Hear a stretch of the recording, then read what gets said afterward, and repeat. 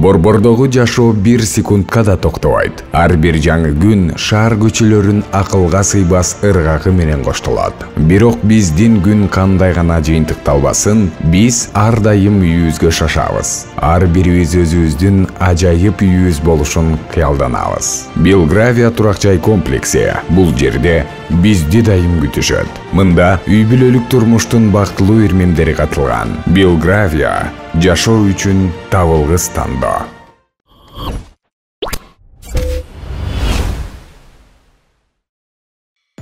Салам урматтуу көрүүчү, көрүп жатканыңыз кыргызча оңой.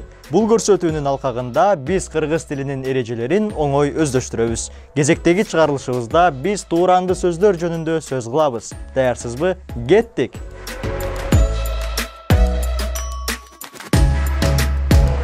Күн күркүрөп жамгыр төктү, аңгы чале жарктей түштү чагылган. Далай жерге токтобой шаркыраган аккан суу, үрөйүңдү учуруп үркүрөгөн аккан суу, эңкей ишке келгенде аркыраган аккан суу, жайык жерге келгенде жаркыраган аккан суу, кулагыңды тундуруп шаркыраган аккан суу. Биз жакшы көрүп уккан мына ушул ырларда, дастандарда тууранды сөз катылып жатканын билчү белеңиз? Кээде айланабызда кездешкен айрым заттардан чыккан үндөрдү сөз менен билдирүүгө туура келет. Мисалы, жогоруда берилген ырларда күндүн күркүрөгөнү, чагылгандын жарктей түшкөнү, суунун аркыраганы, шаркыраганы жөнүндө сөз болду. Мунун бардыгы тууранды сөздөр. Бүгүнкү чыгарылышта биз дал ушундай сөздөр жөнүндө сөз кылабыз. Жандуу жана жансыз заттардан чыккан үндөрдү, добуштарды же кыймылды туурап, окшоштуруп баяндаган сөздөр тууранды сөздөр деп аталат. Тууранды сөздөр оозеки кебибизде жана адабий чыгармаларда көп кездешет. Тууранды сөздөр сүйлөм ичинде синтаксистик милдетти аткара албайт. Тууранды деп ат эле айтып жаткандай, бул сөздөр бир нерсени туурайт. Алар берилген заттын же үнүн, же сырткы көрүнүшүн кайталашы мүмкүн. Ошондуктан тууранды сөздөрдү элес тууранды сөздөр жана табыш тууранды сөздөр деп экиге бөлөбүз. Табыш тууранды сөздөр ар кандай заттардан чыккан үндөрдү туурайт. Ал жансыздын табышы жана жандуунун табышы деп экиге бөлүнөт. Мисалы, биз тамчынын үнүн тып-тып деп кайталайбыз. Бул жансыз нерсенин табышы. А эгер биз койлордун маараганын ма же каргалардын учканын как деп кайталай турган болсок, бул жандуу нерсенин табышы болуп калат. Келиңиздер, табыш тууранды сөздөр катышкан айрым сүйлөмдөрдү окуп көрөлү. Күз мезгилинде жамгыр шатырата жаайт. Жааган карды көтөрө албаган бутак карс сынды. Кар лапылдап жаап жатты. Эл арасында күбүр-шыбыр сөз башталды. Унаалар зуулдап өтүп кетти.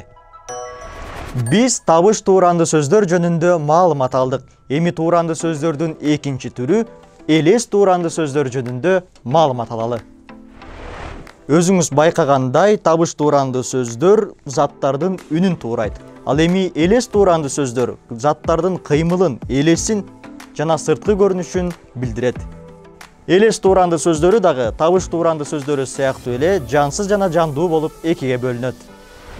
Мисалы, алыстан көрүнгөн караандын элесин билдирүү үчүн биз эрбең же эрбең-сербең деген кыймылды билдирген тууранды сөздү колдонобуз. Бул кыймыл аракетти билдирген тууранды сөз. Келиңиздер, дал ушундай элес тууранды сөздөрү катышкан сүйлөмдөрдүн айрымдарын окуп көрөлү. Жердеги кар жалт-жулт эте күнгө чагылышат. Кыздын көзүнөн жашы мөлт-мөлт тамды. Шып кирип келип, лып отура калды. Ал селт эте чоочуп кетти. Кубаты калбаган телефон жалп өчтү. Кыргыздын сөздөрү кандай гана керемет, бир гана тыбышты өзгөртүү менен такыр башка маанини билдирген тууранды сөзгө ээ болобуз. Мисалы, чакага мелт калт суу көтөргөн кыздын жашы мөлт-мөлт тамды деген сүйлөмдү алалы. Мелт жана мөлт деген эки тууранды сөз бири-бирине өтө жакын угулганы менен эки башка маанини туюнтат.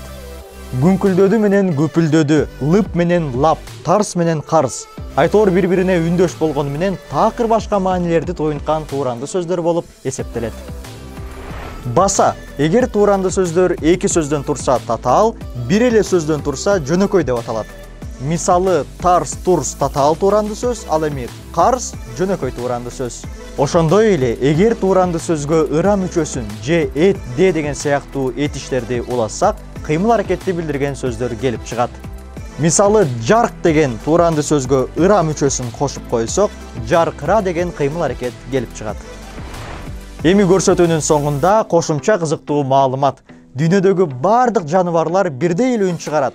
Бирок ар башка улуттун өкүлдөрү аларды ар башкача угуп, ар башкача кабыл алышат экен. Мисалы чымчыктын үнүн биз чийп-чийп деп беребиз. Ал эми орус тилинде чымчыктын үнү чик-чирик деп тууралат. А эгер короздун кыйкырганын орус тилинде кукареку деп окусак, англис тилинде куке-дудл-ду деп окуйбуз. Кыргыз тилинде иттин үргөнүн арс-арс деп беребиз. Ал эми Түштүк Африка элдери блаф-блаф дешет экен. Окумуштуулар мындай көрүнүштү ар бир тилдин өзгөчөлүгүнө байланыштырып жүрүшөт. Ошентип кыргызча оңой көрсөтүүсүнүн кезектеги чыгарылышында биз тууранды сөздөр жөнүндө сөз кылдык. Дагы бир кызыктуу тема менен кийинки жумада көрүшкөнчө.